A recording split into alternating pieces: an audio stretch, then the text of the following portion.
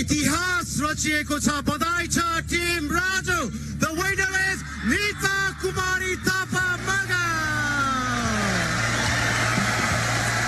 the voice of Nepal season 7 ले पाएको छ आफ्नो विजेता इतिहास रचिएको छ Nita Kumari Thapa a female talent बन्नु भएको छ सिजन 7 को हाम्रो विनर